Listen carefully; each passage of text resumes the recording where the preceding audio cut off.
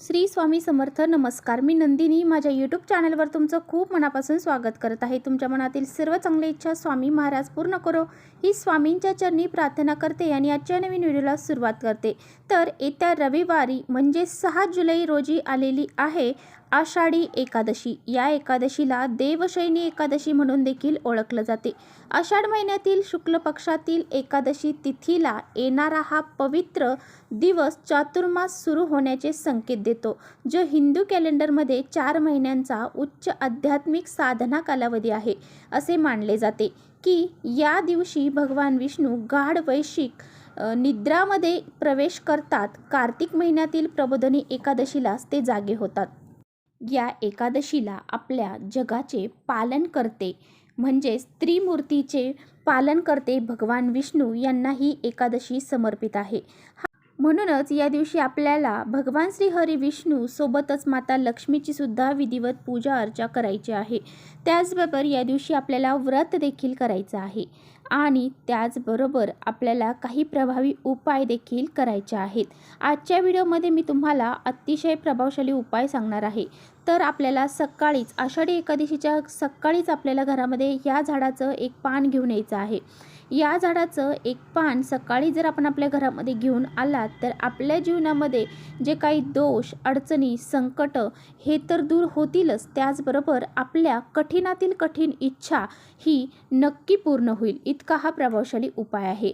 हा उपाय कसा करायचा आहे, कोणतं पान आपल्याला घरात घेऊन यायचं आहे आणि त्याची विधिवत पूजा अर्चा कशी करायची आहे, कशी इच्छा आपल्याला व्यक्त करायची याबद्दलची संपूर्ण माहिती आजच्या व्हिडिओमध्ये आपण जाणून घेणार आहोत. त्यामुळे तुम्ही व्हिडिओ स्किप न करता शेवटपर्यंत नक्की बघा, जेणेकरून तुमच्यापर्यंत योग्य ती माहिती पोहोचेल. आपल्या चॅनलवर जर तुम्ही नवीन असाल तर चॅनलला सबस्क्राईब करा आणि असेच नवनवीन माहितीपूर्ण व्हिडिओ पाहण्यासाठी बेल आयकॉनलाही प्रेस करा, म्हणजे मी जेव्हा कधी नवीन व्हिडिओ अपलोड करेन त्याची नोटिफिकेशन लगेच तुम्हाला मिळेल आणि तुम्ही एकही व्हिडिओ मिस करणार नाही. त्याचबरोबर खाली कमेंट्समध्ये ओम नमो भगवते वासुदेवाय नमः हे लिहायला अजिबात विसरू नका. त्याचबरोबर व्हिडिओ तुम्हाला माहितीपूर्ण वाटला तर आपल्या मित्रपरिवारांसोबत नक्की शेअर करा. तर पहा, आषाढी एकादशी ही दरवर्षी आषाढ महिन्याच्या शुक्ल पक्षातील एकादशी तिथीला साजरी केली जाते. हिंदू पंचांगानुसार ही एकादशी 5 जुलैला संध्याकाळी 6:01 वाजेपासून सुरू होणार आहे आणि 6 जुलैला रात्री 9:17 वाजेपर्यंतही असणार आहे. त्यामुळे उदय तिथीनुसार आपल्याला हा जो सण आहे, ही जी एकादशी आहे तर ती 6 जुलै रोजी साजरी करायची आहे. आजच्या व्हिडिओमध्ये जो काही उपाय मी तुम्हाला सांगणार आहे तर हा उपाय तुम्हाला सकाळी 12 वाजण्याच्या अगोदरच करायचा आहे. आषाढी एकादशीला सकाळी 12च्या आत हा उपाय करायचा आहे. तर आपल्याला हा उपाय का करायचा आहे, तर तुमच्या मनामध्ये खूप दिवसापासून एखादी इच्छा आहे आणि ती इच्छा पूर्ण होण्यासाठी तुम्ही खूप कष्ट करत आहात, मेहनत करत आहात, पैसा मिळावा यासाठी धडपड करत आहात, त्या इच्छा पूर्ण होण्यासाठी खूप मोठे प्रयत्न करत आहात, परंतु तुमचे सर्व प्रयत्न हे फेल जात आहेत, म्हणजे तुमची इच्छा ही पूर्ण होत नाही. तर अशा वेळेस तुमची जी इच्छा आहे, तुमच्या त्या मेहनतीला, त्या कष्टाला तुमच्या नशिबाची साथ मिळणं खूप महत्त्वाचं असतं.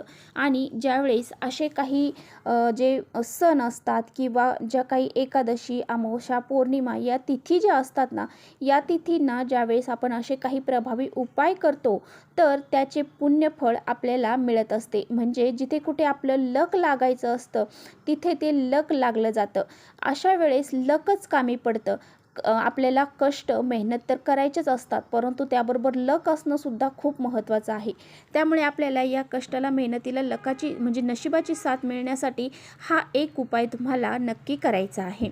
त्याचबरोबर तुम्ही कोणतंही काम करायला गेला त्यामध्ये तुम्हाला अपयश मिळत असेल, घरामध्ये पैसा टिकत नसेल, पैसा आला की कोणत्या ना कोणत्या मार्गातून घरातून बाहेर निघून जात असेल, त्याचबरोबर तुमच्या घरामध्ये सतत अडीअडचणी, संकट यासारख्या गोष्टी जर घडत असतील आणि त्यामुळे तुमच्या घरामध्ये एकोपा राहिलेला नाही, भांडणतंडा निर्माण होत असेल, अशा बऱ्याचशा समस्या असतील, त्या दूर होण्यासाठी, आर्थिक समस्या दूर होण्यासाठी, तुमच्यावर एखादं कर्ज असेल ते दूर होण्यासाठी, किंवा तुम्हाला एखाद्या शत्रूचा त्रास आहे, तो शत्रू तुमची प्रगती होऊ नये यासाठी खूप प्रयत्न करत असेल तर तुम्ही हा उपाय आवर्जून करायचा आहे.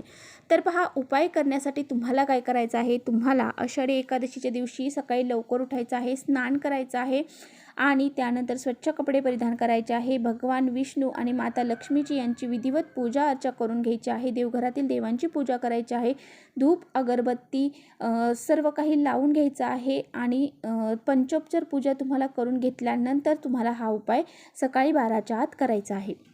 तर पहा, आपल्या ज्योतिषशास्त्रामध्ये सांगितले गेलेली काही अशी विशेष झाडं आहेत की ज्यामध्ये देवी देवता वास करतात आणि त्या झाडांपासून, त्या झाडांच्या फुलं पानं यापासून आपण काही प्रभावी उपाय केले तर त्याचे आपल्याला नक्कीच फळ हे प्राप्त होत असते. असंच एक दैवी शक्ती असणारं झाड आहे ते म्हणजे तुळशीचं झाड.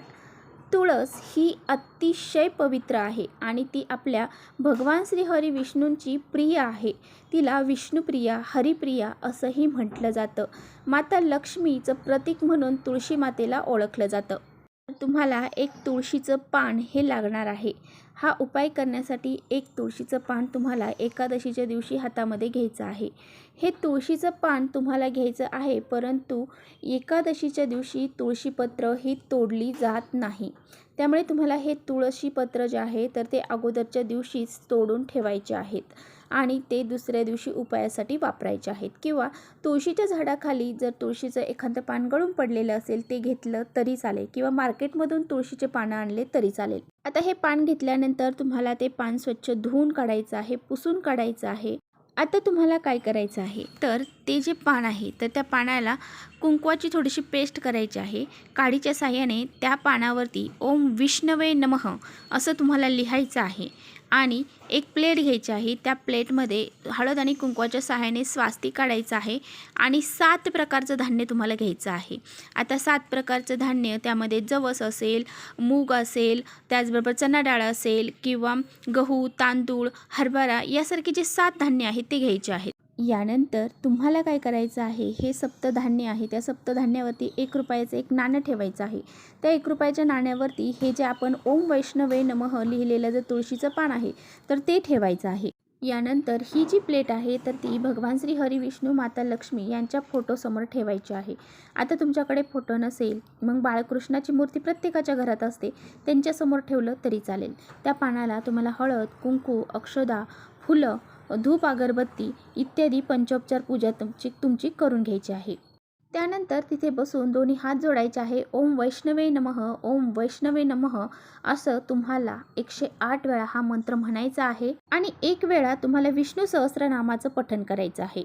जर तुम्हाला वाचता लिहिता येत नसेल तर तुम्ही यूट्यूबला लावून ऐकलं तरी सुद्धा चालेल. आणि यानंतर दोन्ही हात जोडायचे आहेत आणि तुमची जी काही इच्छा असेल तर ती तुम्हाला मनोभावे सांगायची आहे. भगवान विष्णूंना ती इच्छा पूर्ण होण्यासाठी तुम्हाला प्रार्थना देखील करायची आहे.